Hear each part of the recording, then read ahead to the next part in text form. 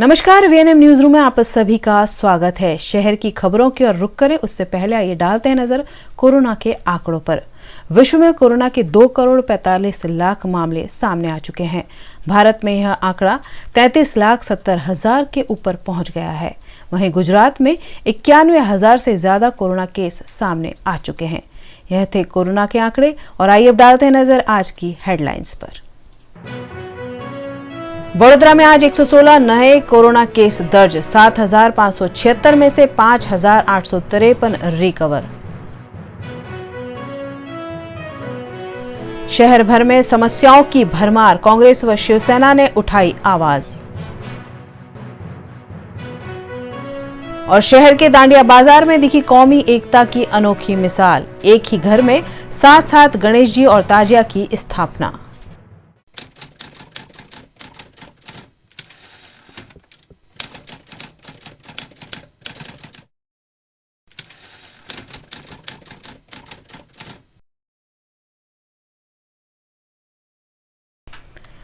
वडोदरा शहर में गुरुवार को नए 116 कोरोना केस की पुष्टि हुई है, जिसके साथ कोरोना संक्रमितों की संख्या 7,576 पर पहुंच गई है।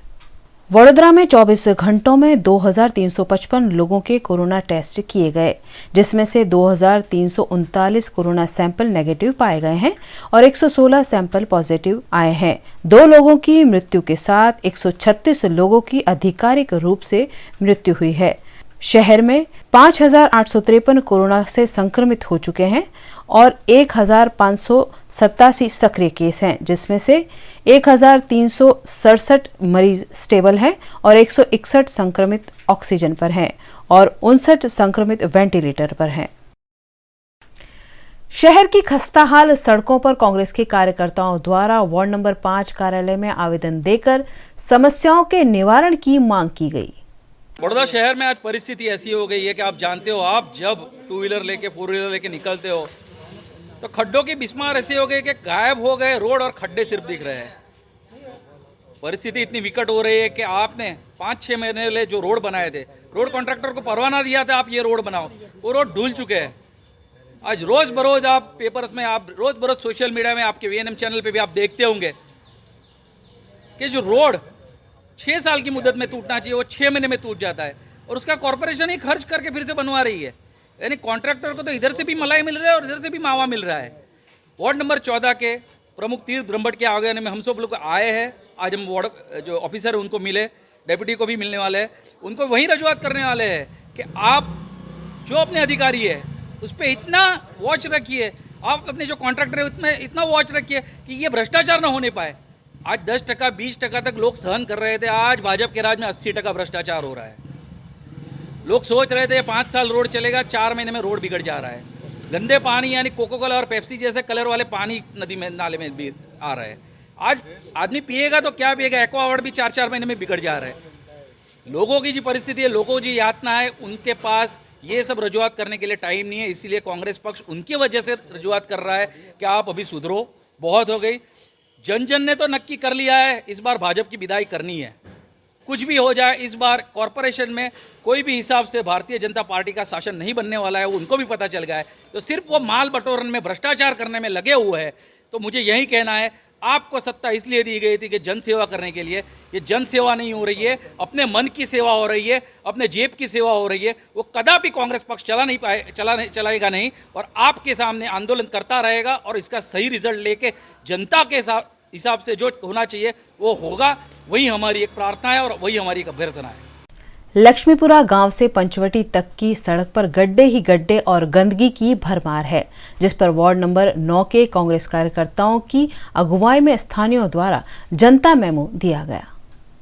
અને અહીંયા તમે જોઈ શકો છો કે ગંદકી બી પારાવાર છે, રોડ પણ સોસાયટીઓથી નીચે છે અને બધી સોસાયટીઓનો રસ્તો આ એક જ છે, જેથી કરીને રસ્તો એટલો નીચો છે એટલે એને ઉપર લેવલમાં કરવા માટે બી અમારી એક રજૂઆત છે અને એ માધ્યમથી અમે જનતા મેમો આપી રહ્યા છે કે આ રોડ થોડો લેવલમાં કરી આપો। અહીંયા બીજી એક સમસ્યા એ છે કે પાણી પણ પીવાનું બધાને મળતું નથી અને ત્રીજી સમસ્યા છે કે અહીંયા નથી ગટર લાઈન કે નથી અહીંયાથી વરસાદી કાંસની કોઈ અહીંયા એ છે નહીં, રોગચાળો ફાટી નીકળે એવી અહીંયા ગંદકી છે। તમે પાછળ જ જોઈ શકો છો કે મચ્છર એટલા બધા છે કે કોરોના તો સમજ્યા પણ તમને મેલેરિયા છે કે તમને બીજા બધા રોગથી અહીંયા ડેન્ગ્યુ આ તે બધા જ રોગ થઈ જવાની શક્યતા છે. તો અમારી કોર્પોરેશનને રજૂઆત છે કે વહેલામાં વહેલી તકે અહીંયા રોડ બનાવે, રોડનું લેવલ કરી આપે, રોગચાળો ફાટી ના નીકળે એના માટેની સાફ સફાઈ અહીંયા કરી આપે અને આ રોડને આખો ખાડા ટેકરાવાળો છે એ રોડને સરખો કરી આપે. અહીંયા મારો ગલ્લો છે, અહીંયાથી બધું ગંદવાડો છે અને અહીંયા મારે ઊભું રહેવાનું હોય છે, બેસવાનું હોય છે અને અહીંયા એટલો ગંદવાડો હોય છે. અહીં કોર્પોરેશનવાળાને મૂકેલા છે છતાં કોઈ આવતા નથી. મચ્છર ને ખાડાથી બહુ એ થઈ ગયા છે, પાણીની બહુ સમસ્યા છે, વીજળીની બી સમસ્યા ઊભી જ છે. અમારે વારે ઘડીએ અમારી વીજળીના અહીં તાર તૂટી જાય છે. वडोदरा शहर में समस्याओं की कोई कमी नहीं है, जिस पर राजनीतिक दल लगातार आवाज उठाते हुए ठोस कार्यवाही की मांग कर रहे हैं। शहर के पूर्वी इलाके में ड्रेनेज ओवरफ्लो और खस्ताहाल सड़कों समेत की समस्याओं के साथ शिवसेना ने म्युनिसिपल कमिश्नर को आवेदन देते हुए शहर के विभिन्न इलाकों का दौरा करने की मांग की। इस दौरान वीएमसी पहुंचे मोर्चे का सिक्योरिटी गार्ड के साथ घर्षण भी हुआ। जनता માટે કોઈ સેવા ચાલો હું મળીને આવું છું. ચાલો એક જણને મોકલાવો પીએ સાહેબ. એમને આવા ચૂંટવા માટે અમે ગુનેગાર થઈ ગયા છે અને આવા ચૂંટવા માટે ગુનેગાર થઈ ગયા છે. લોકો માટે આતંકવાદી થઈ ગયા છે. અમે દ્રોહી થઈ ગયા છે. જનતા માટે જે સેવા જનતા માટે છે અમે કરીએ છીએ. મારા પોતા માટે નથી કરતા. અમે કર્યું તમે બોલાવો એમને. અમે કઈ ના પાડીએ છીએ. બોલો બોલાવો તો બોલાવો. અહીં જવું છે ભાઈ કાઉન્સિલર છે. અમે ડરતા નહીં. એવું છે ને આ લોકોએ કમિશનર સાહેબને મળવા માટે અગાઉથી પરમિશન લેવી પડે. એટલે કોઈ બી માણસની કોઈ સમસ્યા હોય એના માટે પરમિશન લેવાની હોય છે. માણસની ઇન્ડિવિડ્યુઅલની વાત અલગ છે. જ્યારે 5, 7, 8 માણસો ભેગા થઈને આવે ને તો એમણે એ રીતે રજૂઆત કરવી પડે કે અમે મળવા માટે માગીએ છીએ. 5 જણા આવ્યા છે. જ્યારે ગઈકાલે આટલું મોટું મોરચો આવ્યો ત્યારે કેમ રોકવામાં નતા? એ લોકોએ પરમિશન લીધેલી હતી ને અગાઉથી ટાઈમ લીધો હતો કમિશનર સાહેબને મળવાનો. શહેર કોંગ્રેસ પ્રમુખ હે ને એમણે પરમિશન લીધી હતી કે અમારે મળવા માંગીએ છીએ. કેટલા લોકો હતા ઓફિસમાં? કેટલા લોકો હતા ત્યારે? ત્યારે 12-13 માણસોને અંદર એન્ટ્રી આપી હતી, બરાબર, પણ એમણે પરમિશન લીધી હતી પહેલા. આજે કેટલા માણસ છે? આજે માણસ છે પણ એમણે પરમિશન નથી લીધી. એટલે પરમિશન લેવી હોય છે. ટેક્સ કમિશનર સાહેબને મળવા પરમિશન લેવી પડે, એપોઇન્ટમેન્ટ લેવી પડે. ટેક્સ નહીં ભરતા? ટેક્સ ભરે છે, બધું છે, પણ સાહેબને મળવા માટે પરમિશન લેવી પડે. સાહેબને રજૂઆત કરવાની પણ એના માટે ટાઈમ લેવો પડે, પરમિશન લેવી પડે. કયો ટાઈમ છે અહીંયા મળવાનો? બપોરે 3 થી 6 નો. હા, પણ આગલા દાડે બતાવવું પડે કે અમે આ રીતે આ માટે 3 થી 6 વાગે તો લંચ હોય છે. નથી હોતો. બપોરનો લંચ હોય છે 2:30 થી 3 નો. नीचे रोकने का मतलब सीधा सीधा लग रहा है कि सत्ताधारी पक्ष और कॉरपोरेशन के अधिकारी जो उन दोनों मिलजुल के सरकार चला रहे हैं वो प्रजा का आवाज़ सुनना नहीं चाहते। जो ग्राउंड लेवल की हकीकत है उसकी रजूआत करने हम लोग आए। हम कोई आतंकवादी नहीं है, हम भी वडोदरा शहर के नागरिक हैं, तो हमको भी अधिकार मिला हुआ है कि हमको जो भी रजूआत है हम लोग कर सकते हैं। लेकिन जिस हिसाब से उन लोगों ने हमको नीचे रोका तो हमको तो ऐसा लग रहा था कि जैसे कोई आतंकवादी आ गए हो, लेकिन ये गलत चीज़ है। सबको लोकशाही में अपनी आवाज़ बुलंद करने का, अपनी रजूआत करने का, अपनी बात प्रशासन तक पहुंचाने का अधिकार है और वो हम लोगों को उसके लिए आज हमने आवेदन पत्र दिया है। साथ में स्वरूप साहब को हमने आमंत्रण भी दिया है कि आपके अधिकारी जो मात्र केबिन में बैठते हैं वो आपको पूरा सही रिपोर्ट नहीं देते हैं। जो स्मार्ट सिटी की बात करते हैं वो सिर्फ कागज़ पे होती है। आप पूर्व विस्तार के अंदर आइए, खूब सारी समस्या है। पूर्णतः प्रेशर से पानी नहीं आ रहा है, दूषित पानी आ रहा है, उसके भी आप लोग टैक्स ले रहे हो। साथ साथ में जो थोड़ा ही बारिश में पानी भर जाता है उससे भी काफ़ी समस्या है, गंदगी की समस्या है। तो वो सब समस्या हमने उनको बताई है और उनको आह्वान कर रहे हैं कि आप आइए पूर्व विस्तार में और देखिए उसकी हकीकत क्या है। शहर के हिंदू नागरिक गणेश उत्सव मना रहे हैं, वहीं मुस्लिम बंधुओं ने ताजिए की स्थापना की है। लेकिन शहर के डांडिया बाजार में इन दोनों त्योहारों को एक साथ मनाया जा रहा है। डांडिया बाजार में कौमी एकता की उम्दा मिसाल पेश करते हुए ताजिया और गणपति जी की एक साथ स्थापना देखी जा रही है, जो की है डांडिया बाजार में रहने वाले प्रभाकर बिराम ने। पिछले कुछ साल से प्रभाकर ताजिया और गणपति जी दोनों की स्थापना करते हैं और दोनों धर्मों की श्रद्धा और आस्था को बढ़ावा देते हैं। 2019, 2020 ने 18 यानी 18, 19 ने 20 ये 3 साल से गणपति ने सवारी हमारे यहाँ साथ में बैठते हैं। ये हम दोनों के हम सेवा करते हैं। हमारे गणपति दादा की हम गणपति जो बैठते हैं ये हमारे पुरखों के टाइम से बैठते हैं और ये जो सवारी है वो मैं कम से कम 25-26 साल से ये सब सवारी उठाता हूँ मैं। और 10वें चांद को हम करबला जाके ठंडे करते, पर ये कोरोना के वहाँ पर हम यहाँ घर पे गणपति और सवारी यहीं ठंडे करेंगे। खास करके देखा जाए तो जो लोग कौमी एकता की बात करते हैं, जिसमें आपने एक मिसाल है कि आप ताजिया और गणपति साथ में बिठाते, उसके लिए आप क्या कहेंगे लोगों को? ये तो क्या है, ये जो गणपति जो समझो अपने हिंदू है हम, वो तो है ही, लेकिन ये जो सवारी है पीर बाबा है हमारे हजरत सैयद अहमद जलाल कादरी पंचपीर की सवारी है, ये मेरे पे बहुत 32 साल से मेरे पे खुश है और मेरे पे आते तो उनकी सेवा और उनकी गाड़ी है मेरे घर पे, तो उनके नाम के इमाम हुसैन के नाम से हम पंचपीर की सवारी बांधते हैं, यानी आलम इसको कहते हैं। वही हम 7वें चांद को, 9वें चांद को और 10वें चांद को बाहर निकलते घूमने। हिंदू कहार भाई, मराठी भाई, मुसलमान भी यहाँ पर सब जात के लोग आते हैं दुआ के लिए। यहाँ लोग जो भी आता है वो बाबा के पास भी मन्नत रखता है, गणपति बप्पा पास भी मन्नत रख के उनकी मन्नतें पूरी हो जाती है। और ये बहुत बरसों बाप दादा की पीढ़ी से चालू है हमारी ये मोहर्रम ने गणपति बप्पा सबकी बिठाई जाते हैं, तब 7वें दिन बाहर निकलते हैं, आलम कूदते, फिर वहाँ से रफाई साहब दरगाह पे जाते हैं, फिर वहाँ से अक्का गोल घूम के यहाँ पे वापस आते हैं। और ये गणपति की स्थापना और ताजिया की स्थापना हमने करी हुई है और यहाँ लोगों हिंदू मुस्लिम कोई भी हो सबकी मनोकामना यहाँ पूरी हो जाती है। एसएसजी अस्पताल के आइसोलेशन वार्ड में ड्यूटी करने वाले कोरोना वॉरियर्स के लिए सुचारू भोजन व्यवस्था भी नहीं की गई है। इस मामले नर्सिंग एसोसिएशन द्वारा एसएसजी के सुपरिटेंडेंट को अवगत करवाया गया। गई काल थी जे अहींया छेल्ला कोरोना काळ થયો એ 4-6 મહિનાથી જે જમવાનું ચાલતું હતું તે અચાનક બંધ કરવામાં આવ્યું, એટલે અમુક જે પેરામેડિકલ સ્ટાફને ખબર નથી એ લોકોનો થોડું એ થયું કે ભાઈ તકલીફ પડી જમવા બાબતમાં અને ટિફિન લીધા વગર આવેલા, તે એમની રજૂઆત આવી કે ભાઈ કેમ બંધ કરવામાં આવ્યું છે, એટલે ઉપરથી આદેશ હતો એટલે બંધ થયું, પણ કેમ બંધ કરવામાં આવ્યું ખબર નથી। અને અમે બીજું કે જે કંઈ ઇસ્યુ હોય એ પછી સોલ્વ કરે, અમે પહેલાં તાત્કાલિક કોઈપણ રીતે કોઈ પણ સિસ્ટમથી જમવાનું ચાલુ કરે, કારણ કે Ahmedabad civil hospital, Surat, Gotri already Gujarat તેમજ દેશના અન્ય ભાગોમાં કોરોના વોરિયર્સને જમવાની રહેવાની સુવિધા સરકાર તરફથી પૂરી પાડવામાં આવે છે અને આવી જ સુવિધા સારામાં સારી સુવિધા અમારા સ્ટાફને મળે એવી અમારી માંગણી છે। ટેન્ડરિંગને જે તે સમયે 30/6નો પરિપત્ર છે કે 30/6 સુધી કોરોના કાળમાં સુપ્રિન્ટેન્ડન્ટની સત્તા હતી કે કોઈપણ વહીવટી પ્રક્રિયા કોઈપણ ટેન્ડર વગર એ નિર્ણય લઈ શકે છે। એના અનુસંધાનમાં આકસ્મિક સંજોગોમાં જ્યારે કોઈ શક્યતા નથી એ ટાઈમે રાત્રે વરસાદમાં કોરોના કાળમાં જ્યારે પોલીસનો કર્ફ્યુ હતો એમાં બી અમે પૂરી સેવાઓ આપેલી છે અને હાલમાં બી અત્યાર સુધી ક્વોલિટી બાબતે, ક્વોન્ટિટી બાબતે, સમય બાબતે કોઈ ફરિયાદ બી નથી ફૂડ બાબતમાં, છતાં બી એકદમ આકસ્મિક બંધ કરવામાં આવ્યું છે। એટલે અને બીજું કે રાતના 10 વાગે બી ફોન આવે તો ટિફિન પહોંચેલા છે, 12 વાગે બી આવે તો પહોંચેલા છે, કોઈને તકલીફ નથી, બધા ખુશ હતા। અમારા નર્સિસ બહેનો, પેરામેડિકલ, મેડિકલ સર્વન્ટ એ બધાનું જે કોવિડ-19માં ડ્યુટી હોય છે ને એમને લંચ, ડિનર, બ્રેકફાસ્ટ બધું અહીંથી જ પ્રોવાઈડ કરવામાં આવતું હતું, પણ ગઈકાલથી સડનલી એ કોઈ કારણસર બંધ કરવામાં આવ્યું। કારણ અમને હજુ કંઈ વહીવટી કારણ હશે એટલે અમને સરે કીધું નથી, પણ તાત્કાલિક ધોરણે ચાલુ કરી આપશું એવો પોઝિટિવ અમને આન્સર આપ્યો છે કે તાત્કાલિક ધોરણે ચાલુ કરી આપશું અને અત્યારે અમે અહીંનું જે અમારું રસોડું છે ત્યાંથી લંચ, ડિનર બધું અમે પહોંચાડીશું જ્યાં સુધી બહારથી જમવાનું વાર આવતું હતું એના માટે બંધ કરવામાં આવ્યું છે। હા, અત્યારે બંધ કરવામાં આવ્યું છે, હવે શું કારણથી બંધ કરવામાં આવ્યું એ અમને હજુ ખબર નથી। છેલ્લા 2-4 દિવસથી આ વાત અમારી ચર્ચા વિચારણા હેઠળ હતી।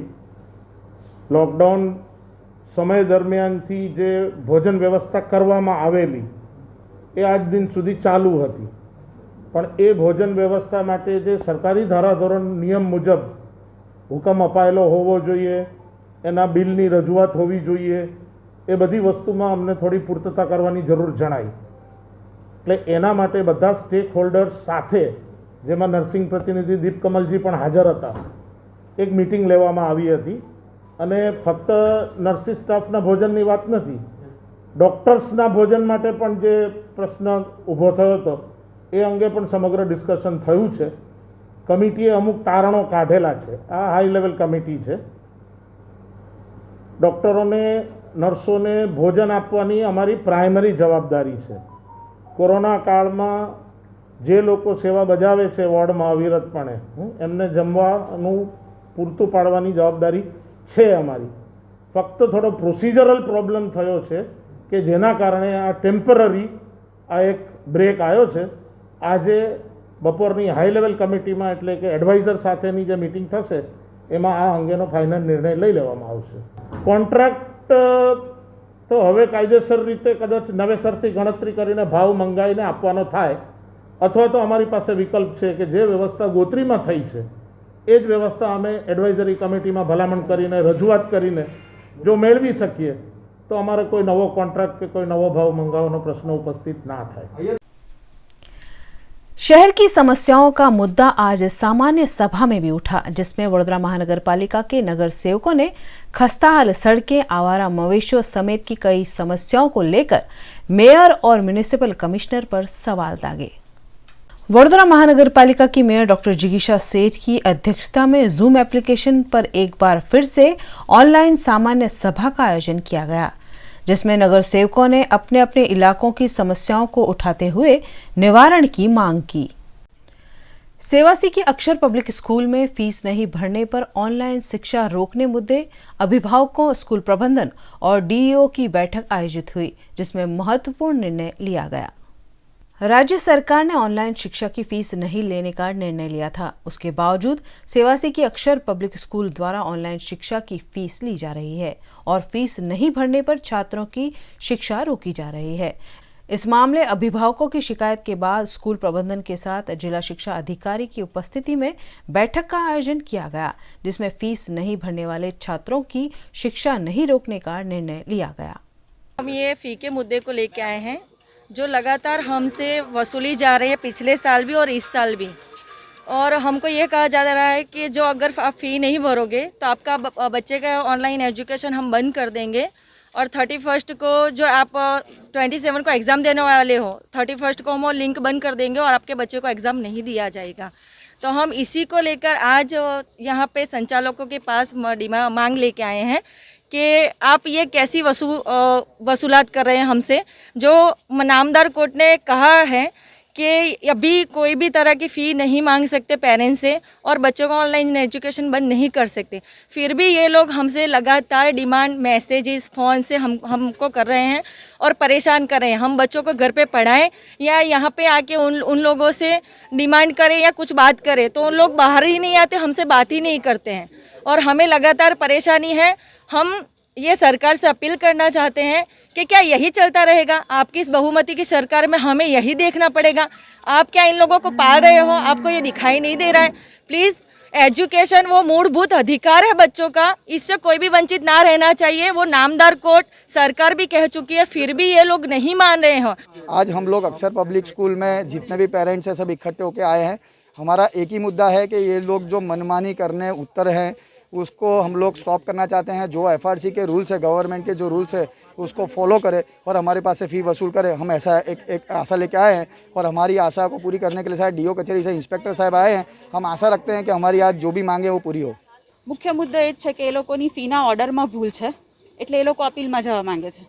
બહુ ઓછી ફી છે તે લોકો કે અમને પરવડતું નથી, પણ વાલી એવું કહે છે કે જ્યાં અને એફઆરસીનો રૂલ જ છે કે જ્યાં સુધી ફાઇનલ વર્ડિક્ટ ના આવે અને શાળા અપીલમાં જઈ શકે, અપીલનો ઓર્ડર ના આવે ત્યાં સુધી એફઆરસીએ જે છેલ્લો ઇસ્યુ કર્યો હોય ઓર્ડર એ જ ફાઇનલ ગણવામાં આવે. શું ચર્ચા ચાલી રહી છે? અત્યારે એ જ ચર્ચા ચાલી રહી છે કે અપીલમાં ગયા છે જે તો હજુ એ લોકોને આ લોકડાઉનના લીધે સુનાવણીમાં બોલાયા નથી, ત્યાં સુધી એ લોકો હજુ રાહ જુએ છે. પણ એ બંને અત્યારે વાત ચાલે છે. શું નિર્ણય શું લેવામાં આવશે આખરે? ऑनलाइन शिक्षण तो छोकराओं बंद नहीं था. विदेशी ई कॉमर्स कंपनियों को टक्कर देने के आशय से केंद्र सरकार की आत्मनिर्भर योजना से प्रेरित होकर ऑफलाइन बिजनेस करने वाले व्यापारियों को ऑनलाइन प्लेटफॉर्म देती हुई वेबसाइट को लॉन्च किया गया. ई कॉमर्स प्लेटफॉर्म पर फिलहाल करोड़ों रुपयों का बिजनेस हो रहा है, जिसके चलते देश का प्रॉफिट विदेशी कंपनियों के पास चला जाता है. ऐसे में देश के प्रधानमंत्री नरेंद्र मोदी द्वारा देश को आत्मनिर्भर बनाए जाने की अपील के बाद स्वदेशी ई कॉमर्स कंपनी नोड द्वारा व्यापारियों और ग्राहकों के बीच एक सेतु बनने की पहल की गई है, जिसके तहत ऑफलाइन बिजनेस करने वाले व्यापारियों के लिए ऑनलाइन प्लेटफॉर्म देती हुई वेबसाइट लॉन्च की गई. મેક ઇન ઇન્ડિયા, બરાબર, એનાથી ઇન્સ્પાયર થઈને અમે લોકોએ એક પ્રોડક્ટ ડિસાઇડ કર્યું કે ભાઈ આપણે એક પ્રોડક્ટ લોન્ચ કરીએ જે નાના વેપારીઓ છે એમને સપોર્ટ કરશે, બરાબર, કારણ કે એમનું સૌથી મોટું કોમ્પિટિશન આજના ટાઈમમાં ઈ કોમર્સ છે, બરાબર. E commerce majority of the business એ લોકો લઈ રહ્યા છે, ખેંચી રહ્યા છે, બરાબર, કારણ કે ઈ કોમર્સમાં લાયબિલિટી એમની ઊંચી છે. એના સામે જે રિટેલર્સ છે, નાના રિટેલર્સ, એ લોકો પાસે ઘણા બધા ઓપ્શન્સ નથી. એ લોકો પાસે ડિજિટલ પ્લેટફોર્મ નથી, એ લોકો પાસે વેબસાઇટ નથી, અને એ લોકો પાસે મોટું ડિસ્કાઉન્ટ આપવાની ઓપ્શન્સ નથી.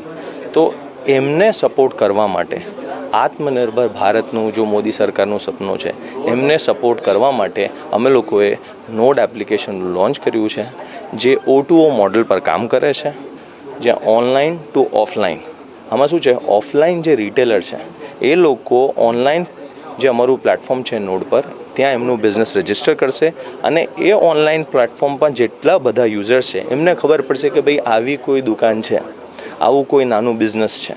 અને નોડની જે USP છે પાછળની, અમે લોકો 5થી અપ ટુ 100% કેશબેક આપીએ છીએ લોકોને, લોકોના ખાતામાં. તો આ જે સ્કીમ છે એ યુઝરને એટ્રેક્ટ કરશે. જે ઓનલાઈન અત્યારે જઈ રહ્યા છે 5%, 10%, 20% ડિસ્કાઉન્ટ માટે, એની જગ્યાએ આ લોકો બિઝનેસ ઓપોર્ચ્યુનિટી આપશે નાના વેપારીઓને, જે અત્યારે કોરોનાના લીધે પણ સ્ટ્રગલ કરે છે, ઈ કોમર્સના લીધે સ્ટ્રગલ કરે છે.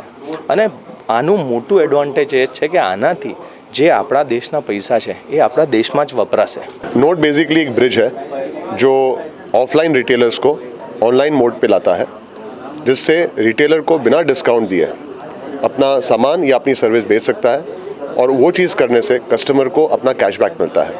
कैशबैक 5% से लेके 100% तक का मिल सकता है, डिपेंडिंग जो रिटेलर और सर्विस प्रोवाइडर जो प्लान सेलेक्ट करता है. नोट प्रॉफिट बिजनेस जो होता है उसके ऊपर करती है, जैसे रजिस्ट्रेशन फीस हो गई, पे बैक्स हो गए, जितना माल बिकता है उसके ऊपर उसका कमीशन मिलता है, डेटा माइनिंग होता है, रिपोर्टिंग सिस्टम होता है, बैंक इंटरेस्ट होता है. ऐसे बहुत सारे उसकी वेरिड उसके बहुत सारे चैनल्स है पैसा कमाने की. न्यूज रूम से खबरों का सिलसिला बरकरार रहेगा, बने रहिए हमारे साथ, देखते रहिए VNM news.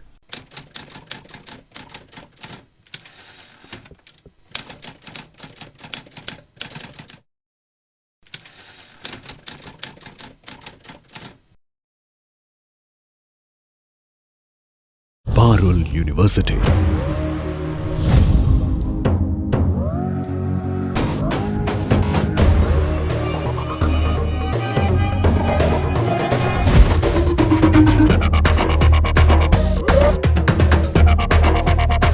Parul university Vadodara Gujarat. Paneri ethnic and stylist short and long kurtis, leggings, Patiala, palazzo और पैंट की ढेरों वैरायटीज के साथ पानेरी में है इनरवेयर का भी कलेक्शन. अमांटे, ट्रायम, लेनिसा, जॉकी, लिबर्टी वर्ल्ड जैसी इंटरनेशनल ब्रांड के साथ स्वीट ड्रीम, सोनाली, ट्राइलो, एनामोर, लावण्य और जूलियट ब्रांड भी. और हाँ, पानेरी में अब अवेलेबल है मेंस अंडरगारमेंट्स, मेंस नाइटवेयर और मेंस स्पोर्ट्स वेयर भी.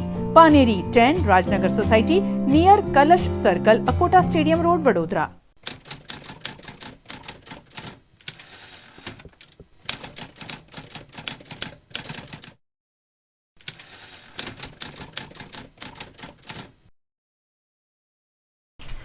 कोरोना गाइडलाइन के पालन के साथ 2 या 4 की संख्या में गणेश भक्तों को गणेश विसर्जन की अनुमति देने की मांग शहर के सामाजिक कार्यकर अरविंद सिंधा द्वारा की गई. इस मामले उन्होंने पुलिस भवन में एक आवेदन भी दिया. आज रोज अहींया पोलीस कमिश्नर પાસે એક જે ગણેશ વિસર્જનમાં જે પ્રતિબંધ મૂકવામાં આવ્યો છે કે ઘરમાં જ સ્થાપન કરવું ને ઘરમાં જ વિસર્જન કરવું, પરંતુ 8/8/2020ના ગૃહ ખાતાના પરિપત્ર મુજબ ફક્ત વિસર્જન યાત્રા અને શોભાયાત્રા પર પ્રતિબંધ મૂકવામાં આવે છે સરકાર દ્વારા. એક ભાજપની હિન્દુ વિચારધારાવાળી સરકાર દ્વારા એવો કોઈ પ્રતિબંધ નથી મૂકવામાં આવ્યો કે નદી, તળાવ કે ઘરમાં વિસર્જન કરવું. એમાં સ્પષ્ટીકરણ છે કે યાત્રા એટલે મોટી સંખ્યામાં ભેગા નહીં થવું. તેથી અમે ગુજરાત હાઈકોર્ટમાં એ જાહેરનામું લઈ અને એક PIL કરી છે કે ભાઈ કોરોના વાયરસ અંતર્ગત 4ની સંખ્યામાં કે 2ની સંખ્યામાં દરેક નદી તળાવમાં ધાર્મિક આસ્થા મુજબ વિસર્જન કરવામાં આવે, કારણ કે વર્ષોથી વિસર્જન થાય છે સુરસાગરમાં અને નદીમાં અને અન્ય તળાવમાં. તો એ રોકાવું ના જોઈએ અને કોઈ ગુનો ના નોંધાવો જોઈએ, તે એક રજૂઆત કરવા અહીંયા પોલીસ કમિશનર પાસે આવે. औद्योगिक सुरक्षा और स्वास्थ्य विभाग द्वारा कर्मचारियों को आपात स्थिति से निपटने की जानकारी देती हुई मॉक ड्रिल का आयोजन किया गया. वडोदरा शहर के औद्योगिक सुरक्षा और स्वास्थ्य विभाग द्वारा केमिकल कंपनियों के कर्मचारियों को सुरक्षा के प्रति जागरूक करने के लिए मॉक ड्रिल का आयोजन किया गया। मॉक ड्रिल के तहत रिलायंस कंपनी परिसर में कर्मचारियों को आपात स्थिति से निपटने पर जानकारी दी गई। दुर्घटनाओं की रोकथाम के लिए MAH की श्रेणी में आने वाली सभी बड़ी केमिकल कंपनियों के कर्मचारियों के बीच जागरूकता पैदा करने के लिए यह विशेष अभियान चलाया जा रहा है। आज रिलायंस प्रीमाइसिस में आपणे मॉक ड्रिलनो टेस्टिंग कर्युं। आज एमां खास तो रिलायंस प्रीमाइसिस में एक टेंकर में प्रोपिलिन गैस लीक थयेलो अने ए प्रोपिलिन गैस ने कंट्रोल करवा माटे फायर टेंडर अने लोकल रिसोर्सिसना यूज़थी आखे आखो सिनेरियो जनरेट करवामां आव्यो हतो, जेमां फायर टेंडर पछी एने जे किट्स छे ए अने माणसो द्वारा पेला आखું क्लाउड जनरेट कर्યું वोटर कैनन थी अने त्यारबाद एने केप करवामां आव्યું अने सफलतापूर्वक आखे आखो जे आपणो मॉकड्रिल छे थई गयो अने लोकल रिसोर्सिसथी ज कंट्रोल करवामां आवेલું છે। એટલે રિલાયન્સ અને સરાઉન્ડિંગ એરિયામાં જે કંપનીઓ છે, ખાસ કરીને IOCL આવી મોટી મોટી કંપનીઓ છે, એના રિસોર્સિસ આપણને मात्र एने कंपनी पूरता ज नहीं पण आखा एरिया माटे आपने काम लागे एवुं छे अने एनुं टेस्टिंग आज कर्युं एटले आपने सफलतापूर्वक एवुं खातरी थई छे के अहींया सारुं एवुं मिकेनिजम छे आखुं फायर कंट्रोल करवानुं, केमिकल कंट्रोल करवानुं अने आ रीते आपणे एक आखी एक्सरसाइज करी। श्रम अने रोजगार विभागना अधिक मुख्य सचिव श्री विपुल मित्रा साहेबना मार्गदर्शन हेठळ तारीख 17 ऑगस्ट थी 15 सप्टेम्बर सुधीनो जे एक मासनो गाळो छे ए अमे सलामती मास तरीके उजववा जई रह्या छे अने ते हेठळ डायरेक्टर इंडस्ट्रीयल सेफ्टी एंड हेल्थनी सूचनाथी हालना समयमां अकस्मातोनुं घटाडो थई शके इंडस्ट्रीजमां ए माटे निरीक्षणों, जागृति कार्यक्रमों अने मॉक ड्रिलोनुं आयोजन करवामां आवे छे अने एना भागरूपे आज रिलायंस इंडस्ट्रीज लिमिटेड खाते एक प्रोपिलिन गैस टेंकर में स्पिलेज थवानो सिनेरियो ध्याने लई अने मॉक ड्रिलनुं आयोजन करवामां आव्युं हतुं। एमां आसपासनी जे मोटी इंडस्ट्रीज है, GACL है, GSFC है, एने म्यूचुअल एड तरीके मदद माटे बोलावेल हता अने आ जे गैस लीकेजनी घटना हती ए 11 वागे चालू थई हती अने आशरे 11:15 ની आसपास ए लीकेज कंट्रोल बहार जणाता जिल्ला वहीवटी तंत्र डिजास्टर कंट्रोल रूम ने जाण करवामां आवी हती अने सरकारी तंत्रना विविध विभागों जेवा के police, GPCB, industrial safety and health, revenue department, आरोग्य सेवाओं ने जाण थता दरेक पोतपोताना रिसोर्सिस साथे स्थल पर आवी गयेल हता। समा कैनाल इलाके की कई सोसाइटियों में सड़क का अभाव और गंदगी की भरमार है, जिस पर आवाज उठाए जाने पर कांग्रेस के कार्यकरों को धमकाया जा रहा है। अमारा वॉर्ड नंबर 2 समा कैनाल थी कृष्णनगर, गोवर्धन ने बधी सोसाइटीओ 5-6 सोसाइटीओ भेगी है। छेल्ला 2-3 दिवसथी अमे रजूआत करी रह्या छे। 2 दिवस पहला वॉर्ड ऑफिसर आगला 4 रस्ते एटले અહીંથી 1/2 किलोमीटर दूर आया, बतावा खातर पाउडरनो आम तेम छंटकाव कर्यो अने जता रह्या। એટલે પછી અમે ફરી રજૂઆત કરવા ગયા અને અમારા પારસભાઈ પ્રજાપતિ રજૂઆત કરવા ગયા તો કે ભાઈ મારું કામમાં જ નથી આવતું કે તો અમારો પ્રશ્ન અમારો એ છે કે વોર્ડ ઓફિસરનું કામ શું અમે એ જાણવા માંગીએ છીએ। નવયુવક જે કમિશનર આવ્યા છે કમિશનરશ્રીને અમે કહેવા માંગીએ છીએ કે વોર્ડ ઓફિસરની કામગીરી શું એ તો અમે જાણીએ કે વોર્ડ ઓફિસર ખાલી ઓફિસમાં બેસાડવા માટે રાખ્યા છે તો આ બધી કામગીરી કરશે કોણ? જો વોર્ડ ઓફિસર ના પાડતા તો શું કમિશનરશ્રી કરશે? એટલે અમારી એ કહેવું છે કમિશનરશ્રીને અમે ત્યારે બી કીધેલી અરજ કરેલી કે કમિશનરશ્રી તમે એક વખત આવો આ એરિયામાં તમે જુઓ। સતીશભાઈ પટેલને અહીંના રહીશોએ કેટલી બધી વખત જાણ કરી છે પણ એમણે આશ્વાસન આપી અને જતા રહ્યા છે। અરવિંદભાઈ બી પરમ દિવસે અહીં આવેલા આંટો મારી અને જતા રહ્યા પણ અત્યારે તમે આ પરિસ્થિતિ જોઈ રહ્યા છો કે એવી ને એવી જ છે, કોઈ કશું કામગીરી નક્કર દેખાતી નથી। અને જો વોર્ડ ઓફિસર જો આવો આપતા હોય જવાબ, અમને જો આવો જવાબ આપે તો પ્રજાને શું જવાબ આપશે?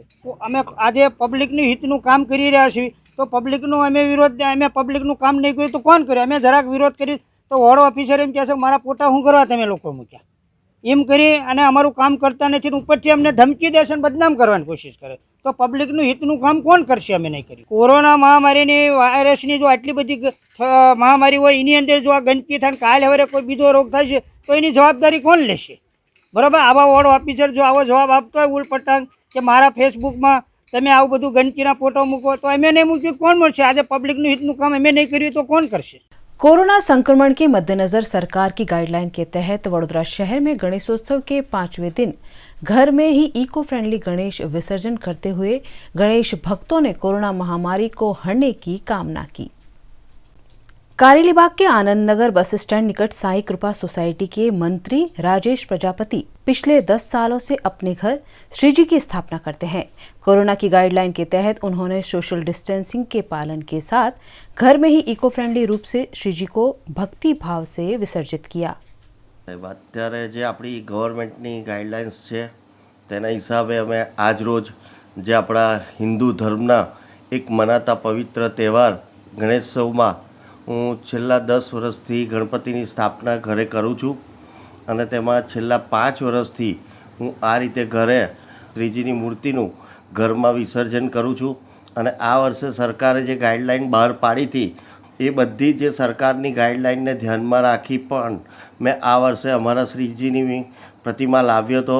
એમની દિલ તન મન ધનથી એમની પ્રાર્થના પૂજા કરી છે તેમજ આજે મેં સરકારની ગાઈડલાઇન પ્રમાણે સરકારના નીતિ નિયમોને ધ્યાનમાં રાખી આજ રોજ મારા શ્રીજી મારા ગણેશવાલાનું મેં ઘરે વિસર્જન કર્યું છે।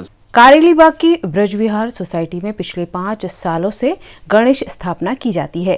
इस वर्ष भी 5 दिनों तक श्रीजी की स्थापना के बाद 5वें दिन सरकार के नियमों को ध्यान में रखकर मास्क और सोशल डिस्टेंसिंग के साथ गणेश जी की आरती उतारकर सोसाइटी में ही प्रतिमा का विसर्जन किया गया।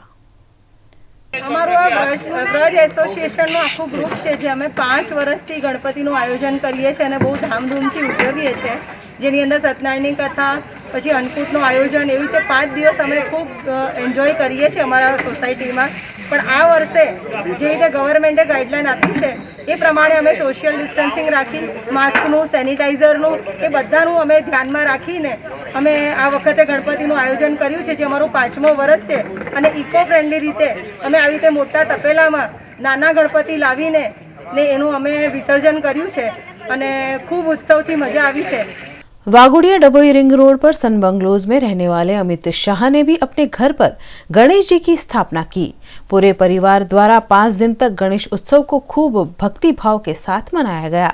सुंदर इको फ्रेंडली गणेश पंडाल में विराजमान गणेश जी के गणेश भक्तों ने दर्शन किए और 5वें दिन गणपति जी को श्रद्धा के साथ विदाई दी गई। हमारू 4थું વર્ષ છે જ્યારે અમે શ્રીજીને અમારા ત્યાં સન્માન સાથે આમંત્રણ આપ્યું છે અને આજે હવે એમને વિદાય આપી રહ્યા છે। કોરોના મહામારીથી લોકોની જે જનજીવન બરબાદ થઈ ગયું છે એ ફરીથી અને જે અર્થતંત્ર બગડ્યું છે એ ફરીથી પાટા પર આવી જાય એવી શ્રીજીને અમારી વિનંતી છે અને આ કોરોના મહામારી જલ્દી दूर થાય। देश के आर्थिक विकास को तेजी देने के भागरूप तेल एवं गैस उद्योग द्वारा करोड़ों की परियोजनाओं पर काम किया जा रहा है, जिससे देश की आर्थिक समृद्धि में बढ़ोतरी होगी। तेल एवं गैस उद्योग ने आर्थिक परियोजनाओं को रफ्तार देना शुरू कर दिया है। इसी क्रम में महामारी संबंधित गाइडलाइन का अनुसरण करते हुए 20 अप्रैल के बाद से अब तक करीब 5.88 लाख करोड़ रुपयों की लागत के साथ 8,363 परियोजनाओं को सुचारू किया गया है। तेल एवं गैस इकाइयों की इन परियोजनाओं ने रिफाइनरी परियोजनाएं, बायो रिफाइनरी, ईडीपी परियोजनाएं, विपणन बुनियादी ढांचा परियोजनाएं, पाइपलाइन, सीजीडी परियोजनाएं, ड्रिलिंग, सर्वेक्षण गतिविधियां आदि शामिल है। तेल एवं गैस कंपनियों की प्रमुख 25 चालू परियोजनाओं की लागत 1,67,248 करोड़ रुपए है और 7,861 करोड़ रुपए के खर्च के साथ पूरा किया जाएगा। पेट्रोलियम एवं प्राकृतिक गैस विभाग ने मंत्री धर्मेंद्र प्रधान तेल एवं गैस कंपनियों की सभी चालू परियोजनाओं की गहराई से समीक्षा कर रहे हैं। इस मामले धर्मेंद्र प्रधान ने बताया कि पेट्रोलियम उद्योग ने संकट को अवसर में बदल दिया है और वह रोजगार पैदा करने एवं विकास को पुनर्जीवित करने के लिए मिशन मोड पर काम करने का प्रयास कर रहा है। वित्त वर्ष 2020-21 में तेल एवं गैस कंपनियों द्वारा कुल करीब 1.62 लाख करोड़ रुपए खर्च किए जाने का लक्ष्य है, जिसमें लगभग 24 करोड़ मानव दिवस के रोजगार पैदा करने की क्षमता है। इसी पूंजीगत व्यय से निवेश का एक चक्र तैयार होगा और निश्चित रूप से यह भारतीय अर्थव्यवस्था में सुधार के लिए एक महत्वपूर्ण भूमिका निभाएगा। साथ ही यह हमारे देश के लोगों को रोजगार के अवसर भी प्रदान करेगा। देश की राजनीति में परिवर्तन लाने के आशय के साथ 1 सितंबर से 2 अक्टूबर 2020 को पोरबंदर से अहमदाबाद तक आम आदमी पार्टी द्वारा युवा जोड़ो यात्रा का आयोजन किया गया है, जिस पर पत्रकार परिषद का आयोजन किया गया। आम आदमी पार्टी की शहर अध्यक्षा प्रतिमा पटेल, मध्य जोन प्रवक्ता दलबीर सिंह वीरमणि समेत के पदाधिकारियों की उपस्थिति में जानकारी दी गई। आम आदमी पार्टी गुजरात चुनाव कमेटी के चेयरमैन गोपाल इटालिया के मार्गदर्शन में युवा जोड़ो अभियान लॉन्च किया गया। युवा जोड़ो अभियान के तहत मध्य जोन के कोऑर्डिनेटर के रूप में जयेश संगाड़ा और आम आदमी पार्टी मध्य जोन के प्रवक्ता के रूप में दलबीर सिंह वीरमणि को नियुक्त किया गया है। इस मौके पर आयोजित कार्यक्रम में आम आदमी पार्टी शहर अध्यक्षा प्रतिमा पटेल समेत के पदाधिकारियों की उपस्थिति रही। कार्यक्रम में युवा जोड़ो अभियान के बारे में जानकारी दी गई। आम आदमी पार्टी का हमेशा से उद्देश्य रहा है कि यूथ को ज्वाइन कराया जाए, यूथ पॉलिटिक्स के अंदर आए, पॉलिटिक्स में ज्वाइन हो। ये आम आदमी पार्टी का हमेशा से एक उद्देश्य रहा है। यूथ के पास एनर्जी है, यूथ के पास पोटेंशियल है, बट यूथ के पास हमारे यहाँ पे डायरेक्शन नहीं है। इस मुद्दे को देखते हुए आम आदमी पार्टी का एक सोच है कि जितना ज़्यादा यूथ पार्टी के साथ जुड़े, पॉलिटिक्स के साथ जुड़े, उतना एक रियल डेमोक्रेसी हमारे सामने आती है। दूसरा एक बहुत इम्पॉर्टेंट बताने योग्य बात यह है कि आज के वक्त में हमारी 50% पॉपुलेशन लाए कर रही है 15 साल से 35 साल की उम्र के अंदर, जो टोटल 480 मिलियन हो जाते हैं। तो 480 मिलियन हिंदुस्तानी लोग लाए करते हैं 15 से 35 साल के अंदर। जब तक वो पॉलिटिक्स में नहीं आएंगे, जब तक उनका डायरेक्ट पार्टिसिपेशन नहीं होगा, तब तक रियल डेमोक्रेसी भी नहीं होगी। ये आम आदमी पार्टी की एक बहुत ही अहम सोच, जिस सोच को कायम रखते हुए हम लोगों ने युवा जोड़ो अभियान शुरू किया। जैसे बताया गया 1 सितंबर को ये शुरू होगा पोरबंदर से, गांधी जी की पवित्र धरती से, और इसकी समाप्ति होगी 2 अक्टूबर को अहमदाबाद के अंदर, जिसमें हमारा मेन मिशन है कि 5 लाख लोग कम से कम हमारे साथ जुड़े। आज का दूसरा मेन मुद्दा ये है कि इस माध्यम के थ्रू, आपके माध्यम के थ्रू हम पूरे पब्लिक को एक नोटिस देना चाहते हैं कि जो भी आम आदमी पार्टी के साथ जुड़ना चाहता है, आम आदमी पार्टी के साथ, आम आदमी पार्टी की सीट पे इलेक्शन कंटेस्ट करना चाहता है, वो आम आदमी पार्टी के साथ जुड़े। आम आदमी पार्टी उसे ओपन इनविटेशन दे रही है, वेलकम कहना चाहती है। प्रोवाइडेड ये कंडीशन है कि जो हमारे साथ जुड़े वो एक बाकायदा बहुत अच्छी सोच का हो, पॉलिटिक्स में एक अच्छी सोच और एक काम की सोच लेके पॉलिटिक्स के साथ जुड़े। तीसरा हमारा मुद्दा ये एक डिक्लेरेशन है जो आम आदमी पार्टी के बेसिक ऑब्जेक्टिव्स हैं, जहां बहुत क्लियर हैं कि आम आदमी पार्टी का बेसिक मुद्दा है कि हर किसी को एजुकेशन, वो भी क्वालिटी वाली, हर किसी को हॉस्पिटल मेडिकल, वो भी क्वालिटी वाला, हर किसी को राइट टू वाटर, वो भी क्लियर, क्लीन और पोर्टेबल ड्रिंकिंग वाटर, जो आज के वक्त में एक फंडामेंटल राइट है। तो हमारा कॉन्सेप्ट है right to education to all, quality वाली, right to medical, right to health, quality वाला, right to free drinking water.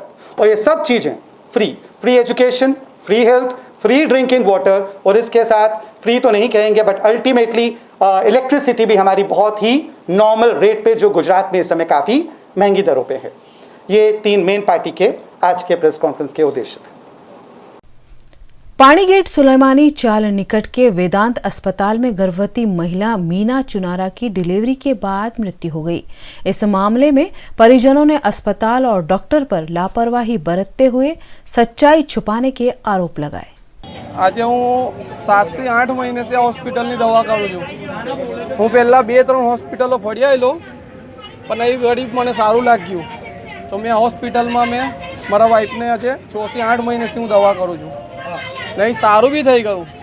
आज 10-10 दिवस माटे मैंने बोलावतो था, घड़ी हूँ आवतो तो मारा वाइफ ने लईने हर 10 दिवस मारे 4 થી 5 હજાર रुपया। आ वखते आनु इंजेक्शन है, आ वखते आ है, हूँ ए बधुं ज कर्युं। पछी मैं कीधुं डिलीवरी भी आई शू करीश। पछी डिलीवरीनो टाइम थयो, आज सवारे 7:30 वागे हूँ लईने आया अमे घड़ी, तो मैं बैठा तो कहे टाइम लागशे, बोले अर्धो कलाक એટલે 9 સાડા 9 अंदर डिलीवरी थी जशे बोले। मैं कुछ सारू, पछी हूँ जराक आम કામ માટે ગયો, હું પાછો આવ્યો એવો મારા ભાભીનો ફોન આવ્યો કે ડિલિવરી છોકરો આવ્યો છે બાબો. મેં કીધું બંનેની તબિયત કેવી છે? તો કે કમ્પ્લીટ છે. તો હું ઉપર ગયો, હું સિસ્ટરોને પૂછ્યું, સિસ્ટર બંનેની તબિયત કેવી છે? તો એકદમ ફર્સ્ટ ક્લાસ છે, 3 કિલોનો બાબો છે કહે છે. તો મેં કીધું સારું. પછી હું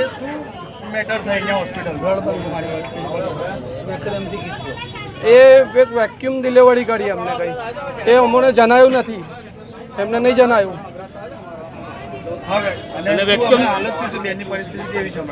ઓફ થઈ ગયા છે, એ ઓફ થઈ ગયા છે.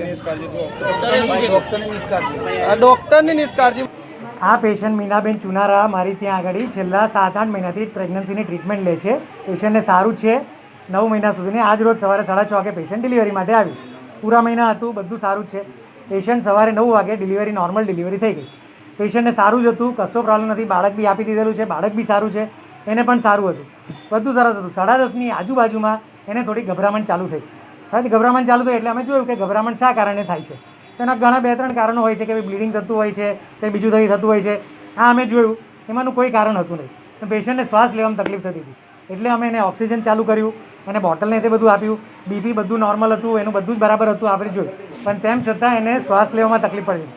હવે શ્વાસ લેવામાં તકલીફ માટે અમે એન્ટીબાયોટિક જે રૂટીનમાં આપીએ છીએ બધું આપ્યું, બ્લીડિંગ કે કશું હતું નહીં.